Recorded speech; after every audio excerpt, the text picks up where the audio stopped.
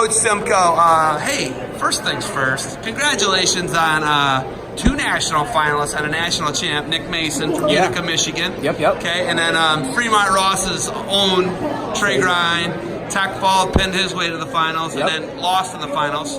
But he's pretty good. He's tough, man. And you get both those guys back, don't you? Yep, the whole team's back except for our heavyweight and our 25. That's not bad. We got everybody back. Okay, so I look at the success and the rise at Tiffin Wrestling. Your first national champs 2 years ago, 2 national finalists this year. And I think maybe your best guy may not have qualified for the NCAA tournament, Bronny. Yeah. Right? Bronny doesn't make the tournament, so I don't like your region. I hate your region's guts. So do I. It's a bad region. They need to realign. It's too concentrated with really good teams. Our region is the toughest region. The southern region, I think it's region 2. That was what I was just going to bring up. UNC Pembroke, their region, I looked at it, I was like, this is a travesty that Tiffin's, the day that there's no more competitive balance, right? Yeah, and that's kind of a thing in D2, Zeb. They say they don't care about the competitive balance. It's equal opportunity to a national championship. But what they don't understand... That's stupid. They're limiting the chance to a national championship. There's a lot of really good kids, not just from Tiffin, but Findlay dudes, Lake Erie dudes, Ashland dudes that were at home, and should have been at the tournament.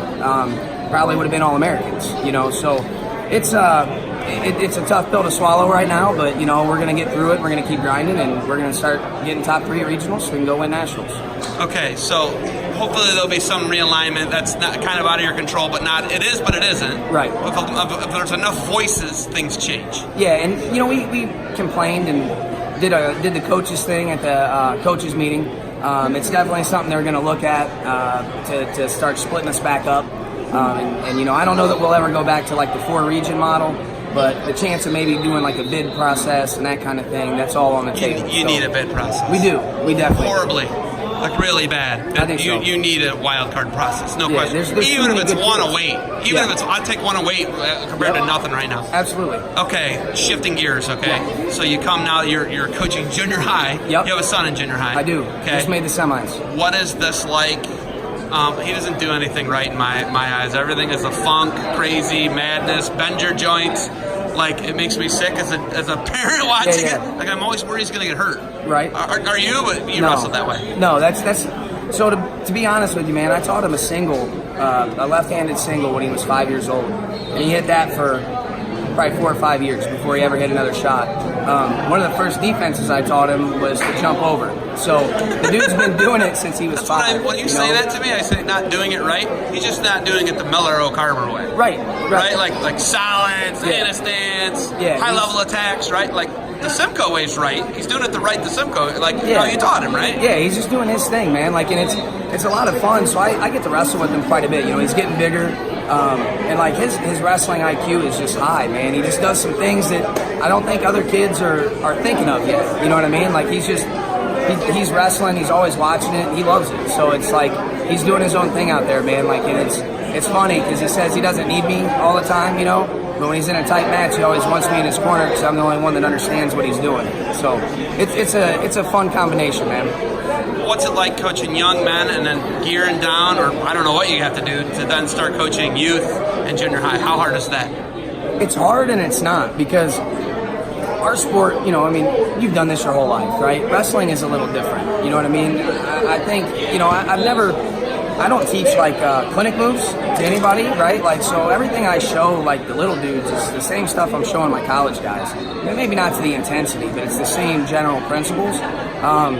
You get here, like, this is a pretty intense tournament, man. I mean, you hear a lot of coaches screaming and yelling. You don't really have to gear down for these dudes. These dudes are ready to rock. The BTW guys, the guys that train at my place, it's dudes that are ready to wrestle. So you don't really gear down. You just got to remember you're talking to a kid. You know what I mean?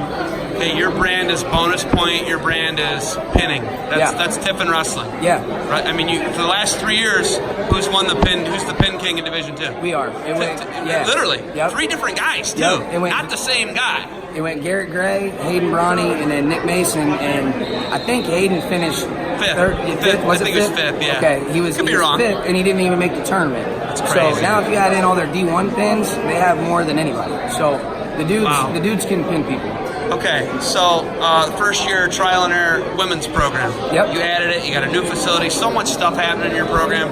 2 out of the last 3 years national champion. Your first national champ 3 years ago. Now there's some transition with coaching. Yeah. Eric Gray moving on. Some people moving on. What do you do, and how do you re-up and reload with the coaching staff? It's a great question. So Dustin Kirk, the guy that's stepping in for Garrett. One of the best guys I've ever met, by the way. He's phenomenal, man. Human being. Yeah, he's a great human. He's a great coach, great friend. You know, like it's kind of funny. I've only been with Dustin for a year, not even a full year yet, right? But like, feels like the dude's been my friend since we were 5. You know, he's 24 years old, but he's got the maturity of a 40-year-old, right? He's probably more mature than I am. A guy who's lived a tough life, a lot of adversity in life, personal adversity, right? Yeah, and you know, that's what has propelled him to be the guy he is, right? So Dustin is going to take over for Garrett. We're really excited about that. He brings just whole nother level to it, right? He's younger than me. He's a little more energetic than me nowadays, you know. So that's good. We're on the search for the women's coach now. You know, we got some good candidates in. Obviously, I can't tell you who, right? But we got some candidates in, and you know, we're gonna go through that process. We're gonna get a good coach in there, you know, again, and do the thing right. Re-upping, it's really my dudes, man. My dudes and the women's team, like they're bought in. They love Tiffin.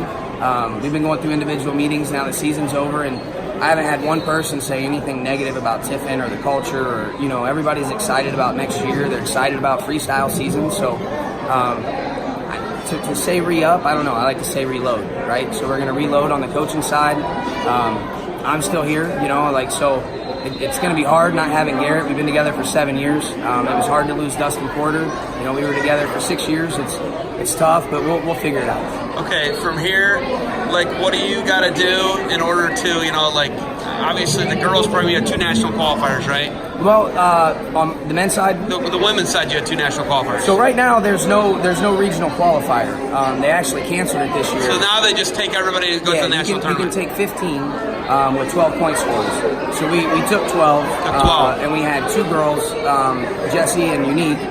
Jessie Lee. Those are the 2 I'm talking about. Yeah, so they ended up 2 matches away from All-American. Jess was winning hers into the second period, like late, and just rookie mistake got her, and so she ended up not placing. She's been wrestling 2 years, dude. I wouldn't even call it 2 years. Yeah, right? She's probably really... She went on a volleyball scholarship. Right. She's probably legitimately wrestled 6 months, you know, so... As far as, like, real training. Yeah, so I'm anxious to see, you know, Jessie sticking around this summer. Like, there's five of the women's team members are staying this summer. There's about 8 dudes staying around this summer. So, you know, it's going to be a good summer of growth and for both sides. All right, we got semis coming up. We got stuff going on. You got anything else for me? Not right now, man. Just thanks for everything, and thanks for seeing the growth in Division 2 and Division 3 and understanding that, you know, we're tough too, man. Like, you know, we say it on all our stuff. Why not us, right? Well, you made it. Nick Mason, Trey Grind, they why not them, right? Right. Why not? Like, and we can win. You know, we beat good people all the time, and you know, I saw a meme, Zeb, that really had me going. It said,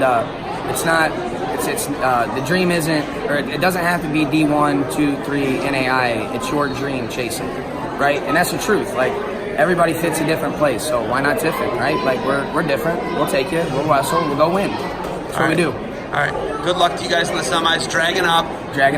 Why not us? Why not us?